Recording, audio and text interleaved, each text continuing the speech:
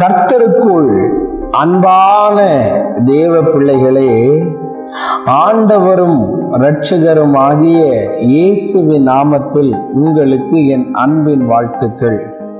இந்த நாளிலேயும் நீதிமொழிகள் 5வது அதிகாரம் அதனுடைய 18வது வசனத்தை வாசிக்கிறேன். உன் ஊற்றுக்கண் ஆசீர்வதிக்கப்படுவதாக, உன் இள வயதின் மனைவியோடே மகிழ்ந்திரு என்று எழுதியிருக்கிறத பார்க்க முடியும்.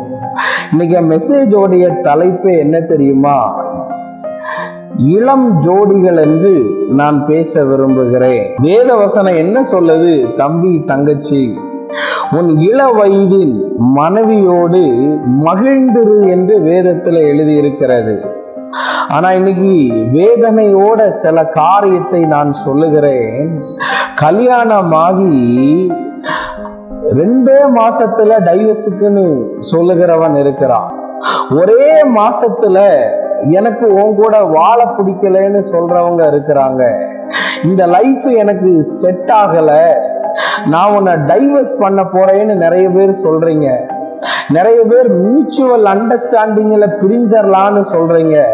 இல்லாட்டி நீ கொஞ்ச நாளைக்கு உன் வேலையை பார்த்துட்டு போ, கொஞ்ச நாளைக்கு நான் என் வேலையை பார்த்துட்டு போறேன்னு நிறைய பேர் இருக்கிறீங்க.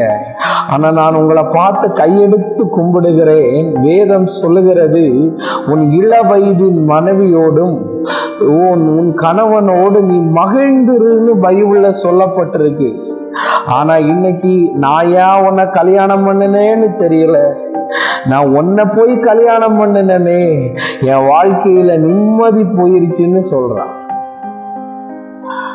அன்னைக்கு ஒரு பையன் கல்யாணம் முடிகிறதுக்கு முன்னாடி ஒரு பொண்ணை லவ் பண்ணியிருக்கிறான். ஆனா அவங்க வீட்டுல அந்த பொண்ணை சம்மதிக்காததுனால இவனும் கல்யாணம் பண்ணிட்டான் வேற ஒரு பொண்ணை.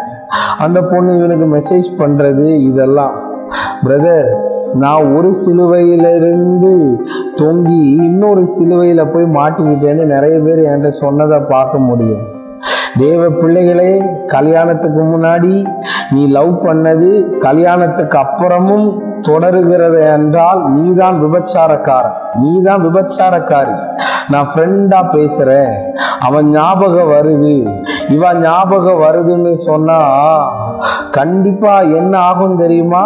அந்த உறவு கண்ணாடி போல உடைந்து விடும். இன்னைக்கு நிறைய கோர்ட்ல டைவர்ஸ் பேப்பர் இருக்கிறத விட எங்களை மாதிரி ஊழியர்கள்ட்ட அநேக காரியங்கள் வருகிறது. ஒரு கணவன் மனைவியும் அட்லீஸ்ட் ஒரு 5 வருஷமாவது ஆகும் அவன் என்ன யோசிக்கிறா, இவ என்ன யோசிக்கிறான்னு தெரியறதுக்கு. ஆனா இன்னைக்கு என்ன பண்றாங்க தெரியுமா?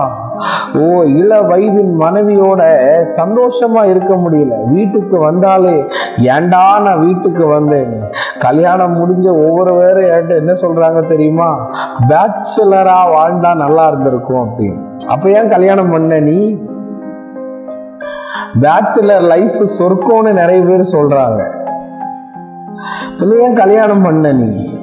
இன்னைக்கு கல்யாணம் பொண்ணுன்னு அந்த பொண்ணை கூட எங்கேயோ வெளியே கூட்டிட்டு போக மாட்டேன், நல்லது கெட்டது நான் பார்க்க மாட்டேன், வேலைக்கு போக மாட்டேன், என் வழி தனி வழிடி, இப்படிதான் போவேன், நான் தான் உன்னை கல்யாணம் பண்ணியிருக்கேன், நீ இல்லை என்னை கல்யாணம் பண்ணது இப்படின்னு சொல்றது. என் படிப்பு என்ன, என் வீட்டுல நான் எங்க அப்பா என்னை எப்படி பார்த்தாருன்னு தெரியுமா? இன்னைக்கு நான் உங்ககிட்ட சொல்ல வரேன், சந்தோஷமே நிறைய ஃபேமிலி லைஃபுக்குள்ள இல்லைங்க.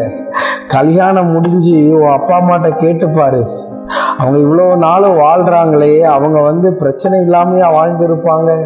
பல பிரச்சனைகள் வந்திருக்கும். அப்போதெல்லாம் அவங்க முன்னாடி யார் தெரிஞ்சிருப்பா தெரியுமா? இப்போ நீ சொல்றிய வாழவே முடியலன்னு ஒன்னதான் அவங்க கண்ணு முன்னாடி தெரிஞ்சிருக்கும். நிறைய பேர் அம்மா அப்பா சகிச்சுட்டு வாழ்ந்தவர்களை எனக்கு தெரியும். கணவன் குடிச்சிட்டு அடிக்கிறான் பிரதர், என் கணவன் வேற ஒரு பொண்ணோட தொடர்புல இருக்கிறான் பிரதர், ஆனாலும் பிரதர் நான் வாயை கட்டி வயிற்ற கட்டி என் பிள்ளைகளுக்காக வாழ்றேன், இன்னும் என் வாழ்க்கையில ஒரு நிம்மதியே இல்லையே. அதனாலதான் நான் கையெடுத்து கும்பிடுகிறேன். உன் இள வயதின் மனைவியோடு கணவனோடு மகிழ்ந்திரு, கர்த்தர் பெரிய காரியத்தை செய்வாரு. நம்ம ஜெபம் பண்ணலாம். அன்பான ஆண்டவரே, இந்த ஆசீர்வதிக்கப்பட்ட காலை நேரத்துக்காக நன்றி ஆண்டவரே. திருமணத்தை நீர்தான் வைத்திருக்கிறீர் ஆண்டவரே. அந்த புனிதமான உறவுகள் இந்த பிள்ளைகளுக்கு நிலை பெறட்டும் என்று ஜெபம் பண்றேன். சண்டைகளை மாற்றுங்க. தவறான புரிதல்களை குடும்பத்தை விட்டு கர்த்தர் எடுத்து மாற்றும். இயேசுவின் நாமத்தில் வேண்டுகிறேன் நல்ல பிதாவே. ஆமென், ஆமென். God bless you. கர்த்தர் உங்களை ஆசீர்வதிப்பார்.